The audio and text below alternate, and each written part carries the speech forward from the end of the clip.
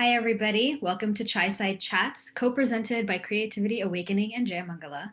This is an exclusive interdisciplinary talk show featuring interviews with folks about creativity, the arts, healing, personal growth, spirituality, mental and emotional well-being, among many other things. I am your host, Aishwarya Subramanian. And to introduce my guests for this episode, 3 words that come to mind are exuberant, vivacious, and confident. These artists can be true live wires both on and off stage. And like some of the other guests I've had on this show so far, these multi-talented musicians also share a close bond as creative collaborators and deep friends. While others might perceive them as exclusively energetic extroverts, they too have a reflective and introspective side as intentional artists who are dedicated to their crafts. Here's hoping that we're able to get a glimpse into their electric chemistry and creative minds on this episode of Chai Side Chats. Please welcome Roopa Mahadevan and Anjna Swaminathan. Ooh, whoa! That was an Thank you, amazing guys. intro. Did every word rhyme? It felt like that. There was like a rhyme meter. It was a very intentionally put together intro. I'm glad you appreciated it. But yeah, thank you guys for being here. Welcome to Chai Side Chats. Yes, thank you. Yeah. So like I mentioned, and like we've already sort of started to establish in our conversation, you guys are really close friends. So I'm sure our viewers and I would love to hear how you both met and how you first hit it off. Okay, so there's meeting number 1 and then there's meeting number 2. So meeting number 1 was at Cleveland Tyagaraja Aradhana. I was wearing a purple and green pavada. And I was like, Roopa Akka, my sister Raju was playing for Roopa at Cleveland. So that's meeting number 1. What was meeting number 2, Roops? Meeting number 2 was meeting number 2. Anjana is a better archivist than me. If you want to add an adjective, she's a born archivist. I'm okay, I want to say Minneapolis, but that's it was Minneapolis. Was it? We were recording for Ragamala Dance. And Robin's sleepover. Yeah, and we were all staying with this amazing host of ours, Robin Levine. And it was me, my sister, and Roopa. And I barely knew Roopa at the time. I think Rajana knew you a bit better because she was living in New York already when we first met. When it was 2012, so I was 20. And I think I was just so inexperienced about things. And I was just like, Roopa. But now I'm like, Ropes. Yeah. You have a paper clip in your hair. Maybe I know. And I think now our musical friendship, especially, kind of, I don't know, Ropes, you can talk about this too, but it's like we're co-advisors, co-conspirators. It's a space where I think we both feel very comfortable being humble and open and vulnerable and fragile. And then humorously moving through mistakes, and learning together. Yeah, no, I think that's really beautiful. And I think like, kind of being a witness to each other's growth, I would say, which could be said of any friendship, I think, but I trust Anjana's instincts around things that, like the way she sees me. I trust the way she sees me. A way to say it. Yeah. Whether it's in music or, one's personal trajectory and emotional trajectory, all these things, I think maybe because that trust has been built in so many different settings, whether it's like on stages, dressing room, like joking banter and a party, you know what I mean? It's like Roopa and I improvise through all of these spaces. So, and we also have a lot of humor that comes up, I think, when we're performing together. I'm a violinist and also vocalist, but the situation where we usually play together is that I'm accompanying Roopa, and it's really interesting to just see how that hierarchy of violinist and vocalist kind of gets disrupted with us, usually because Roopa's singing something and I anticipate it so much, and there's just humor that's born out of that. That's like, I feel the friendship radiating off stage when we perform together, and I so miss it. But I think other people, that's what they pick up on as well when they witness it. It's like you're witnessing music, but you're also witnessing love. Yeah, I mean, I've seen both of you perform, and I definitely feel like you're connection and your relationship is kind of reflected on stage when you perform together. So I think that's really beautiful. And, since we're sort of starting to talk about performing on stage, right? I mean, obviously during this pandemic, that's sort of like, what is that experience even, right? But I wanted to touch on this idea of like artist or stage personas. And, I might have hinted at this in my intro when I described you both as being perceived as these like energetic and exuberant extroverts all the time, right? And, I'd love to hear whether you both craft or intentionally create artist personas for yourselves when you perform or when you're on stage, and, whether that affects your own sense of self and your own internal experience when you're performing. So I came up with this idea of Roopa in flux precisely for this reason, because I felt like different artistic disciplines required different parts of me, and I didn't want to privilege any one part of me over the other. And so Roopa in flux kind of represents almost this chaotic and meaningless, actually, movement between like versions of me. And when I did the Carnatic album, I said Roopa in 6 yards, because I think there is the ritual of what a sari does for me when I prepare for a Carnatic concert. Like the day of the kacheri, I'll start turning the tambura on a few hours before I sing to kind of get into the right pitch, the key for the concert. But it also kind of throws me into a sound world that I think I need to kind of be laser focused in order to like access the richness of that tradition. And then wearing the sari, as annoying as it can be, just like the heaviness and the nada burn and everything else, I think there is something there, which is that it reminds me, I think as classical does, and of course these are all problematic words, but like it's about, I think, in a way, taking on a persona, whether it's Tyagaraja or Radha or taking on what a ragam even would mean if a raga were a person, right? Like how am I Kalyani or Kararapriya or whatever? So I think there's something useful in like forgetting oneself by putting on another self. And so the sari helps me do that. And I think in a way, that's what storytelling through the classical arts is about. It's like, for that moment, you're an 18th century gossiper in like an Andhra village singing a javali, right? Like, and that's actually a letting go of the self is a helpful exercise. It gets you, yeah. So I think in that sense, I have used like the Carnatic kind of like rigmarole, ritual, like pageantry to help me kind of better connect with the art form. That said, like if you see Anjana and I in a Carnatic concert, we're moving, we're smiling, we're laughing, and these are not actually temperaments that are part of the tradition. You don't have to. In fact, no one's even asking you to look anyone in the eye. Like you just, right? Like for violin, you're like down here, and vocalists are often just like tunnel visioned and barely interacting with their accompanists. Often you're closing your eyes, or you're like, you're in pain or who knows what. So I think like there's a lot of disconnection that happens. And I think both Anjana and I feel a need to connect on stage with who we're playing with. And I think that's a new temperament or ideal that we've brought into the Carnatic kind of stage. And that's helpful for me. So in a way, it's like, I'm not Roopa, but then in the actual performance of the material, right? Like my body is Roopa, essentially. I think my body is Roopa, but maybe like my mind space or imaginative space is allowed to go to other places. Yeah. And then I think Roopa in flux, because the repertoire is like necessarily all over the place, right? So we're singing like mate and kamas, like avaranam. And then we're doing like free-form improvisation with the pianist and a violinist that's based somewhat in how you might do swara improvisation in a concert, but not really, like there's not necessarily a corvée, and we're playing with time and shape and all these kinds of things. So I kind of needed a space where Roopa can be many things, which I felt like may not be allowed in the Carnatic tradition as much. But I'm playing around with persona. I think for me, like, so many of my singer-songwriter peers sing in English. And so I'm trying to think through what that would mean for me, because I just don't have a practice of writing thoughts in English. And yet so many, like right now, I'm so comfortable speaking in English.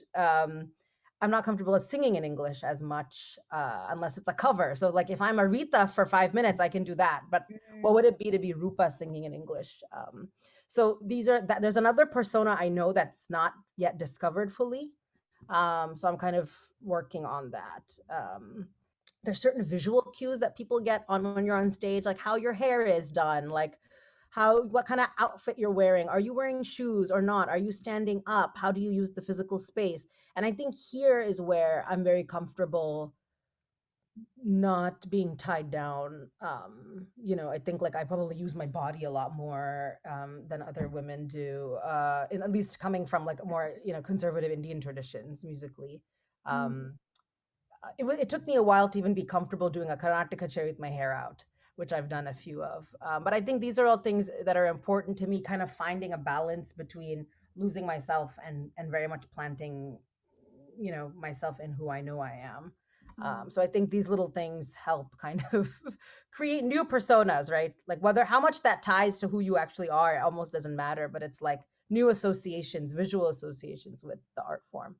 So many of our experiences with persona are on stage and off stage. It's like some are just like that similar, and then some are wildly different. When I was younger, it would have been very difficult for me to switch into this kind of cadence of my voice and just breathing and being more intentional with my words, but also sharing things more intimately. I think I used humor for a very long time as a way to avoid vulnerability.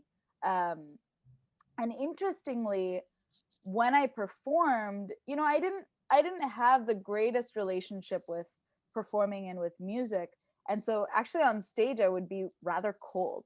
There's this video of me, and I think I removed it from the internet because it made me really sad. It's like my face is completely stark, and I'm playing Todi, which is a ragam that involves so much emotion. And I'm doing all these like really fast movements with my hands, but it's like there's this complete disconnect from what I'm feeling and from what my hands are doing. So there was that kind of phase when I was mostly performing in Carnatic spaces. I think I developed this identity on stage of being extremely emotional and extremely kind of almost meditative, I would say.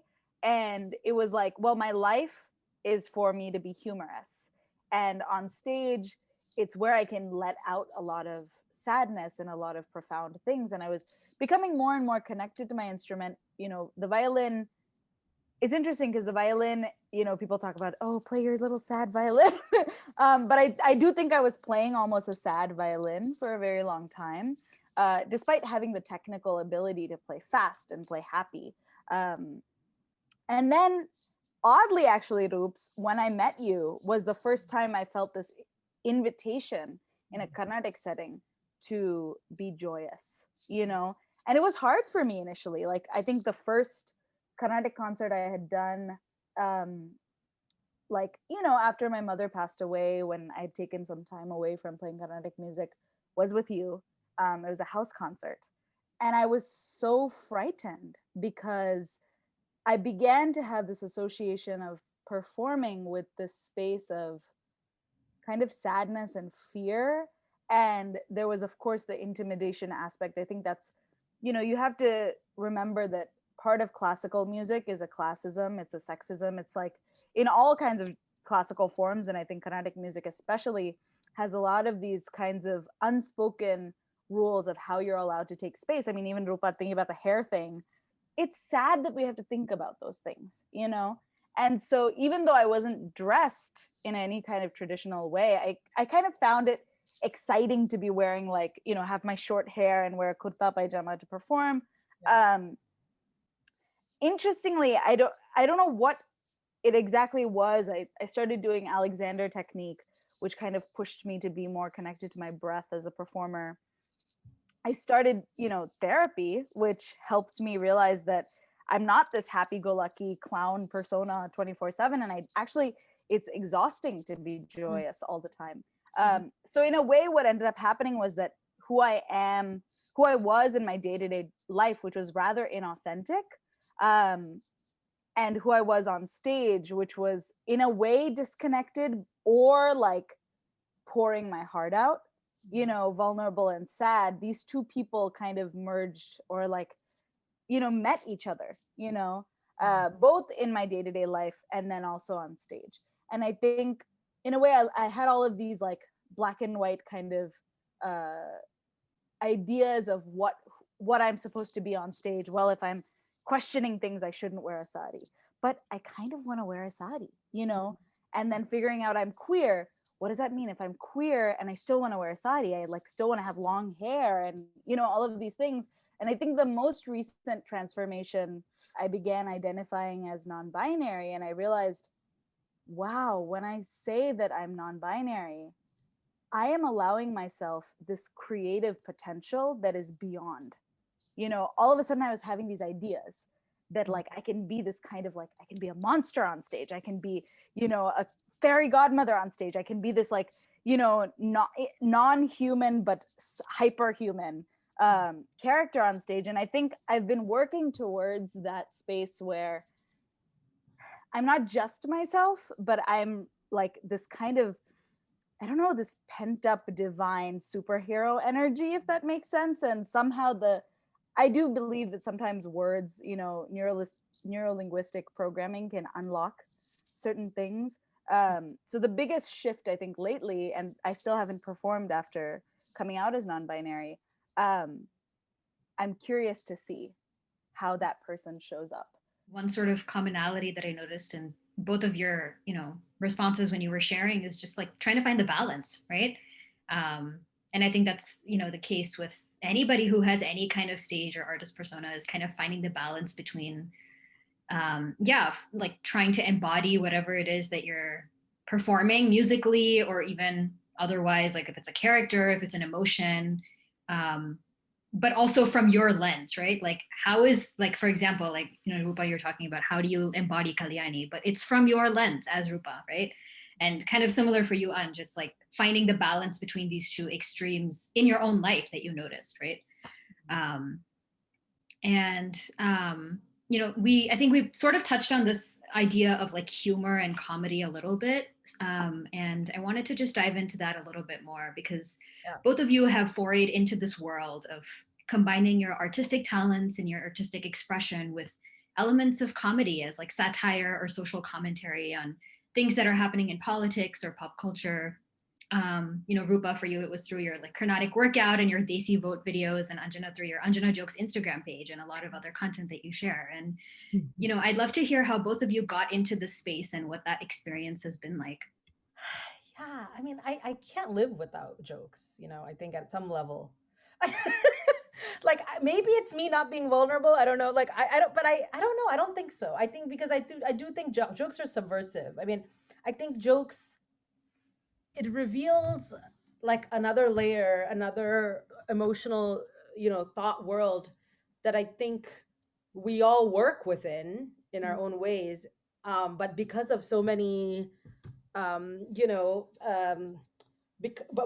we're policed from actually expressing, and so which is why everyone in a room can laugh at the same joke, even though you don't know each other, right? Like because there is some shared understanding of a thing or a shared hunch, or like, yeah, we all know that's ridiculous, even though we haven't said it's ridiculous. So I think to me, that's a community space, right? Like the joke that hasn't come out yet is a community space, like a virtual space that like humor allows to like, the joke then allows that community to come alive.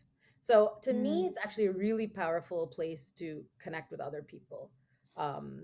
In a way that you couldn't if you just shared like your essays that you like wrote, you spend a lot of time writing and we don't share essays when we talk to people, but I think a joke is like a really efficient way of like getting to a truth. And so I think like I've, my family likes humor. I think like both my parents have their own senses of humor, whether it's puns or like sarcasm or, and I think Tamil too. I think, I don't know, this might be, I do feel there's humor in the Tamil language. Like in Tamil culture, there's like a little bit of not taking yourself seriously, and, that's powerful too. And so I think like in my closest friendships and relationships, humor is a really strong component. But to Anjana's point about like, do we sometimes use jokes to get away, to escape or avoid parts of ourselves that are too scary to look at or deal with? I'm interrogating that within myself. I think like it's hard to, because you end up becoming like the funny person or the person that's expected to like, lighten things up, or and I have felt that burden too, the way Anjana talks about it. And I'm actually realizing that I put that burden on myself. Like, I don't allow myself to just be sad, or feel uncomfortable, or feel like not the good person. So that's a personal growth thing. But in terms of like using it in my art, I think when I've wanted to say something political, or I felt like I wanted to use an artistic medium, rather than necessarily, because there's so many ways to be political, right? One can protest, one can write to lawmakers, one can write a novel, there's so many ways. And I think I tend to gravitate towards like social or artistic modes of doing that.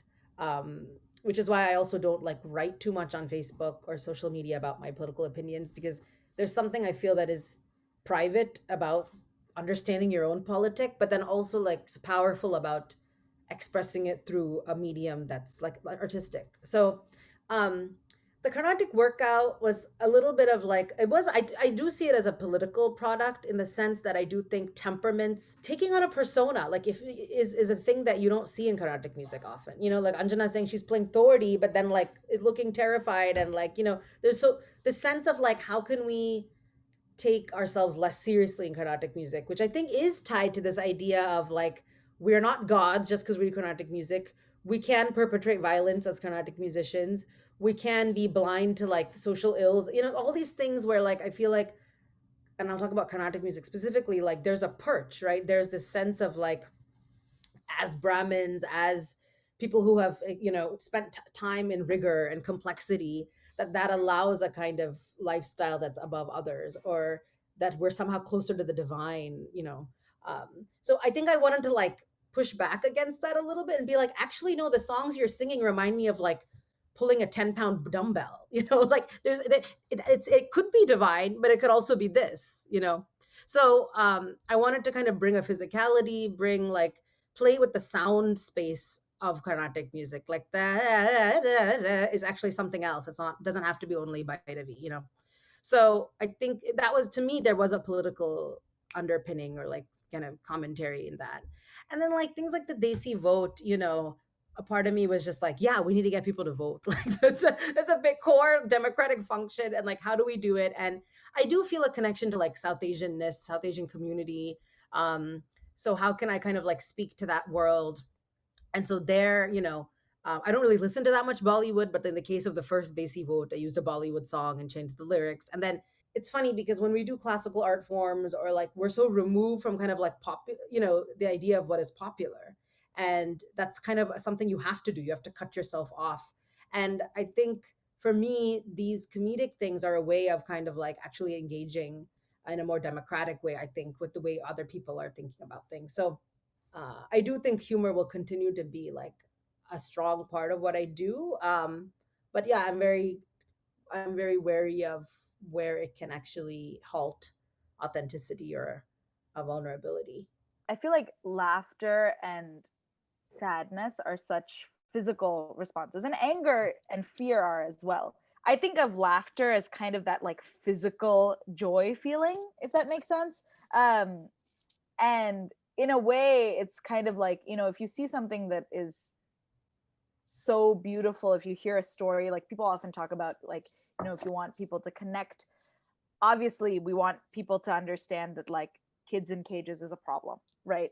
But it does often take showing them a picture, reading a story for us to, and we're all human. I think sometimes we're able to put it aside if we just hear it as a word, as a sentence, as opposed to if we actually witness it, if we hear about a specific person, that moves us to a particular kind of physicalized emotional response.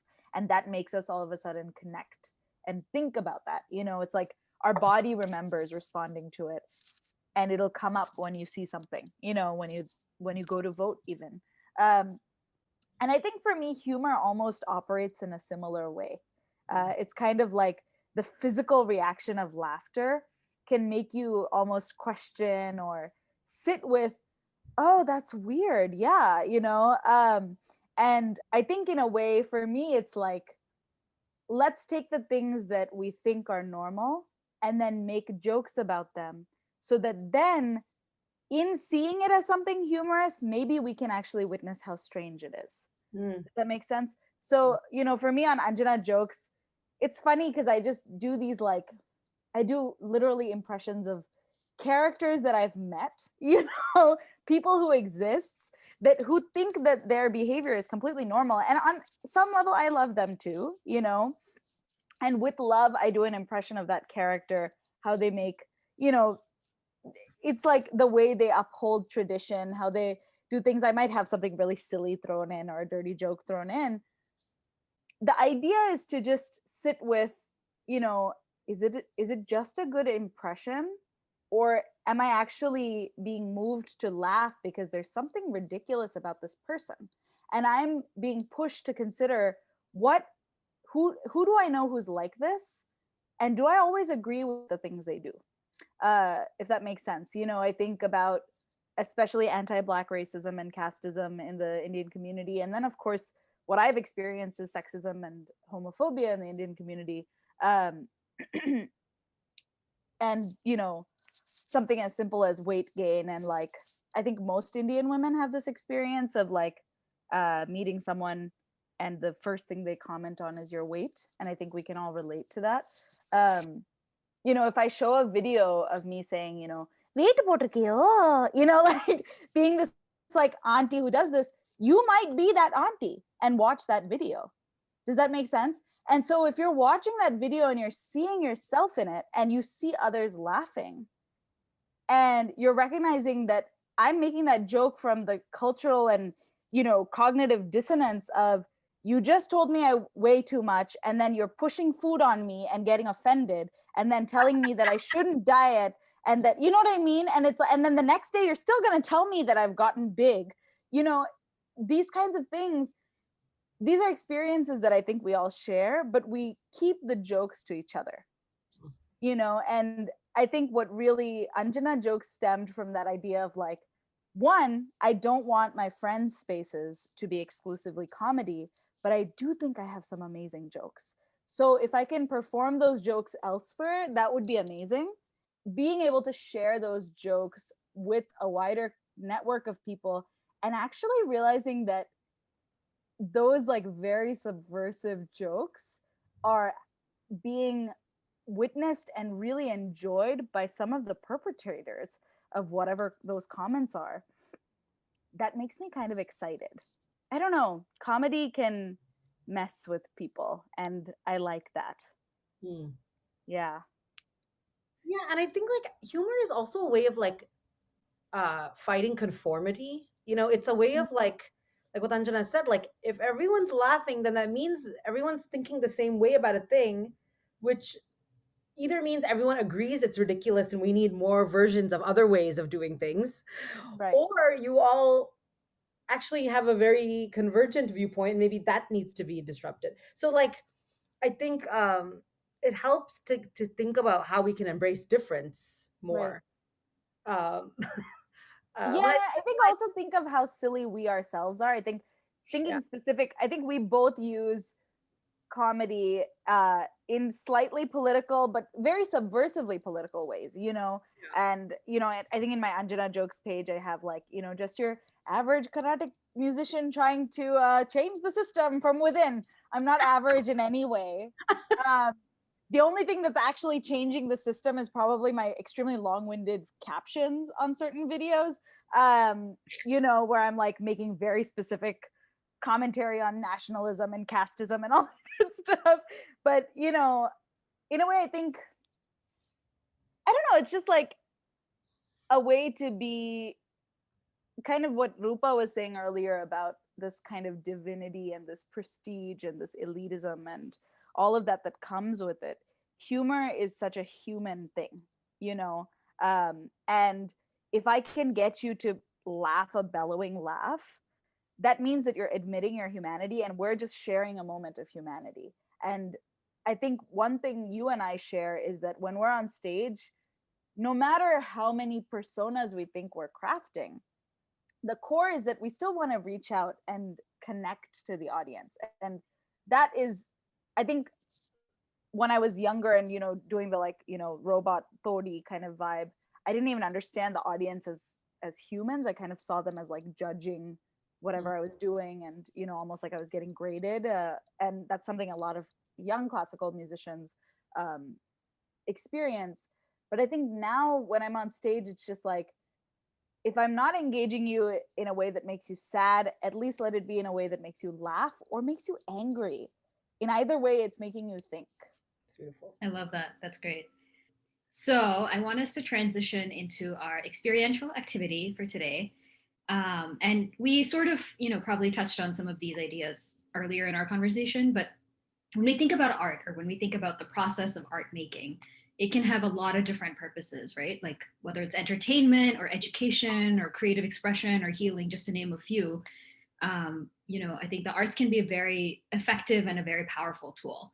So for our experiential activity today, I want to invite us to engage in a brief exploration of, you know, some of the following questions or prompts. So, what is the purpose, intention, role, or goal of your art and your art making? What value systems or intentions drive your creative process? And what inspires your impetus to create? I know that's a lot. That's, you know, can sound very like up here, but just very simply, like, why this? Why in this way? And why now? Is sort of the crux of what I'm asking. So, yeah, using any art modality of your choice. It could be visual art, music, dance or movement, writing, dialogue, whatever you're feeling drawn to right now. Just, yeah, let yourself explore and kind of think about some of these questions. And even if some of these questions inspire you to go in like a slightly different direction during the process that we're doing it, that's totally fine too. Just really let yourself follow your intuition, because I think that can be revealing in and of itself. So yeah, you guys have any questions about what we're gonna do? I'll set a timer for about 3 or 4 minutes. We'll do the exploration a little bit, and then we'll come back and debrief and share about it. Expansion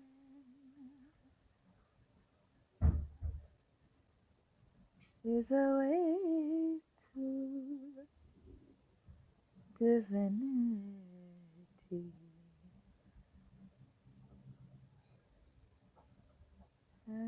Expansion is a way to divinity.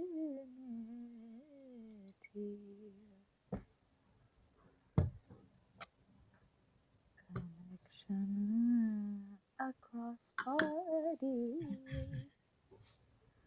through sound, through tears, through laughter. Expansion.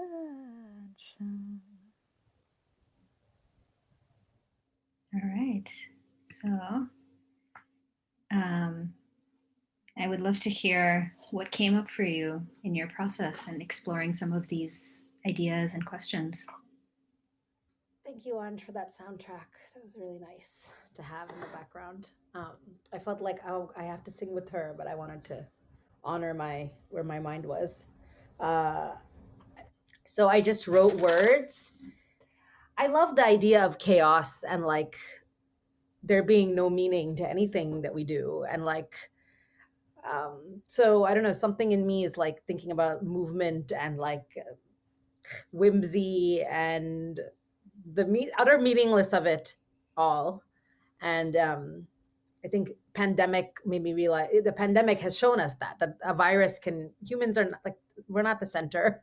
And so that's one aspect of art that I think it gets me closer to a reckoning with the chaotic and the meaningless.